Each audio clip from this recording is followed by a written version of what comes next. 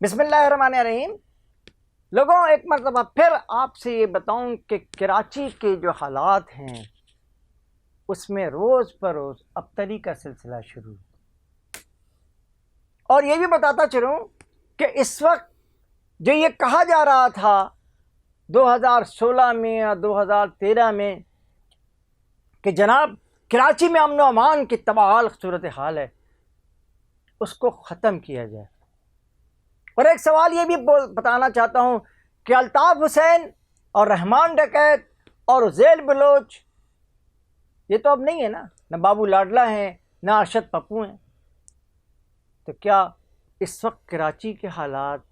امن و امان پر امن ہے؟ آج میں اسی سلسلے میں آپ سے گفتگو کروں گا، اور مجھے گزارش ہے آپ سے کہ یہ آپ میرے چینل کو سبسکرائب بھی کر لیں اور لائک بھی کر لیں، اور انتہائی شکر گزار ہوں یوٹیوب کا جو اس طرح کی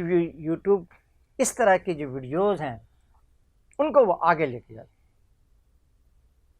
دوستوں، میں آپ کو بتاؤں کہ کراچی میں آج سے نہیں، ایک طویل عرصے سے خاص طور پہ لیاری کا علاقہ انتہائی خوفناک بھی رہا اور امن و امان کے لحاظ سے تباہ بھی رہا، لیکن اب کبھی کوئی گبول، کبھی کوئی ڈکیت، کبھی کوئی بلوچ کے نام سے ایک فگر بنا دی جاتی۔ ایک وقت تھا کہ جب رحمان ڈکیت صاحب کا وہاں پہ طوطی بولتا تھا، اور رحمان ڈکیت کے ساتھ ہی جو بہت قریب آنے لگے وہ ارشد پپو بھی تھے، اور اس کے بعد جو ہے وہ دیگر لوگوں کو بھی اس میں شمولیت کا سلسلہ شروع ہوا۔ پورے کراچی کا آپ کو میں بتاؤں کہ یہ صرف وہاں تک ہی محدود نہیں تھا۔ بابو لاڈلا اور سیف اللہ اور آپ کے شعیب خان، یہ سب بھی کراچی میں امن و امان کو نہ جانے ٹھیک کرنے میں، لیکن جو لوگوں نے دیکھا تباہ کرنے میں ایک سے بڑھ کر ایک تھے۔ سوال یہ پیدا ہوتا ہے کہ یہ تباہی اور بربادی آتی چلی گئی، لوگ پریشان حال رہے، لوگ اپنے گھروں سے نکلنا انہوں نے چھوڑ دیا، لیکن ان کی طاقت توڑنے میں کوئی بھی کامیاب نہیں ہو سکتا۔ جیسا کہ میں نے آپ کو بتایا کہ لیاری سے گینگ وار بھی ہوئی، کبھی ارشد پپو کے درمیان، بابو لاڈلا کے درمیان، کبھی رحمان ڈکیت کے درمیان اور بابو لاڈلا کے درمیان۔ یہ ایک لمبی فہرست ہے ان مقابلوں کی، لیکن جو ادھر کے ایریے تھے آپ کے قائد آباد کے اور سہراب گوٹ کے، ادھر جو ایک الگ گروپ بھی کام کرنا شروع ہو گیا، جس میں سیف اللہ بھی تھے۔ سیف اللہ ناظم آباد نمبر 2 پر ان کا اڈا ہوتا تھا، اور ماشاءاللہ بہت ہیبت ناکی وہاں پہ چھائی رہتی تھی، اور اسی طرح سے شعیب خان صاحب، اور یہ اس کے علاوہ علاقے کے اندر کہیں شبر تھے، کہیں ببر تھے، کہیں گھبر تھے، اور کہیں بشیرہ تھے، اور کہیں نوری نت تھے، اور کہیں مولا جٹ بھی اس شہر کے مختلف علاقوں میں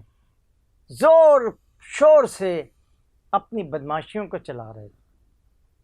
ہر محلے میں کوئی ایک علاقہ، ایک چھوٹا سا گھر ہوتا تھا، وہاں چرس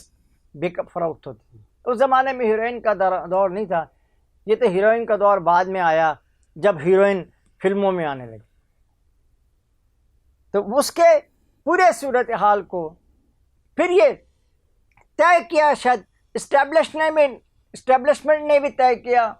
اور ہمارے خفیہ ہاتھوں نے بھی طے کیا کہ یہ جو مختلف علاقوں کے لوگ ہیں ان کو آہستہ آہستہ سے ختم کیا گیا۔ اس سلسلے میں رحمان ڈکیت کو ہٹایا گیا، تو پھر یہ امید تھی کہ اب بابو لاڈلا جو ہے وہ ان کی جگہ لیں گے، لیکن بابو لاڈلا بھی ان کی جگہ نہیں لے سکے، اور ارشد پپو بھی نہیں لے سکے، اور عزیر بلوچ کو وہاں کی قیادت دے دی گئی۔ عزیر بلوچ تھے، یہاں تھے، ناظم آباد میں سیف اللہ تھے، اور اس ایریے میں ملیر کے ایریز میں، اور اس کے قاد آباد میں، اور آپ کے سہراب گوٹ میں، اور مختلف چھوٹے چھوٹے سے علاقے، اور یہ کٹی پہاڑی بھی آپ کو یاد ہوگا، اس کے ارد گرد بھی ایک وقت تھا کہ کٹی پہاڑی موت کی روڈ تھی، یا یوں کہتے خونی روڈ تھی، سمجھے نا؟ یہ ساری صورتحال اس شہر میں تھی۔ پھر اس کے بعد 88 میں ایم کیو ایم آ گئی، 1988 میں انہوں نے بلدیاتی بہت معتبر، بہت معزز گھرانے سے تعلق رکھنے والے لوگ، اسلامی جمعیت طلبہ کے بھی کارکن تھے، اور اسلام کے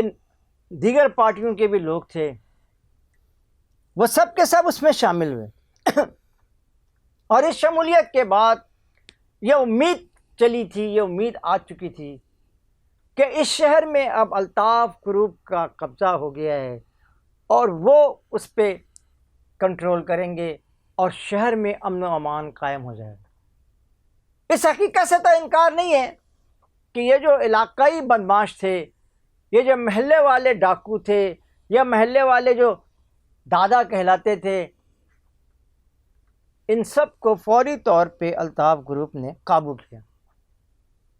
اور اس کے بعد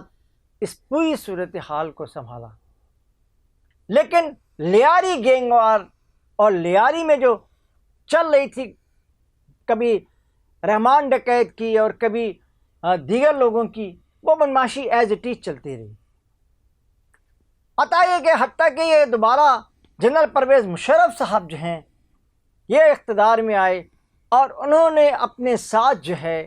وہ ایم کیو ایم کو شامل اقتدار کیا۔ ایم کیو ایم کو شامل اقتدار کرنے کے بعد انہوں نے یہ کوشش کی، ایم کیو ایم نے، کہ ہمیں چاہیے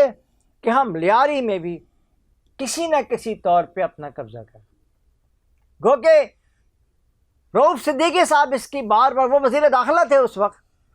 انہوں نے وہ اس بات کی بار بار انکار بھی کرتے ہیں کہ نہیں ایسا کچھ نہیں تھا، لیکن اس بات میں کوئی دوسری رائے نہیں ہے کہ رؤوف صدیقی صاحب نے جو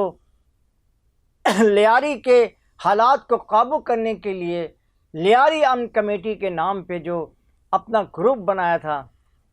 جس میں اسلم چودھری شامل تھے، جس میں عمر شاہد شامل تھے، اور جس میں بہادر علی کے بیٹے بھی شامل تھے، ان سب نے مل کر کے جو آخر کار اس پوری صورتحال کو سنبھالا، اور رؤوف صدیقی کے وزیر داخلہ ہوتے وقت یہ ساری کچھ تھوڑی بہت کنٹرول لیاری میں کی گئی۔ لیکن اب سوال ایک مجھ سے لوگ یہ پوچھتے ہیں کہ بھائی جان، یہ جو آپ کی جو لیاری میں جو بدماشیاں تھیں، یا یہ جو پورے شہر کا امن و امان تھا،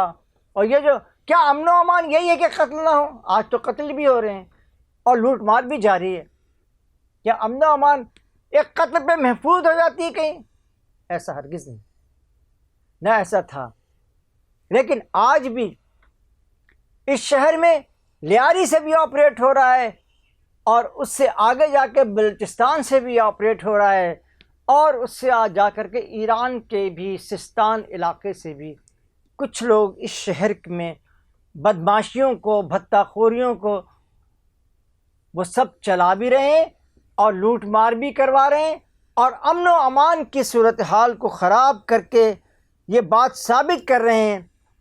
کہ کل بھی ان کا ہی راج پاٹ تھا، اور آج بھی ان پر کوئی لاٹھ اٹھانے والا نہیں ہے کہ ان کو لاٹھ سے ختم کر دیا جائے۔ آج بھی وہ اس شہر میں اپنا پورا کنٹرول کر رہے ہیں، اور یہاں سے لے کے سستان تک ان کے لوگ موجود ہیں، اور ان کو تحفظ دینے والے بھی موجود ہیں۔ اس کے ساتھ ہی آپ سے قاضی جاوید اجازت چاہتا ہے کہ یہ بات یاد رکھیں کہ ایسا نہیں تھا کہ الطاف حسین کے آنے کے بعد اس شہر کا امن و امان خراب ہوا تھا، بلکہ الطاف حسین سے پہلے بھی اس شہر کا امن و امان تباہ حال تھا، اور اب جب 2016 سے اس شہر میں الطاف حسین کا کوئی جو ہے حصہ نہیں ہے، آج بھی شہر میں امن کی فاختہ زخمی حالت میں گھوم رہی ہے۔ اللہ حافظ، السلام علیکم۔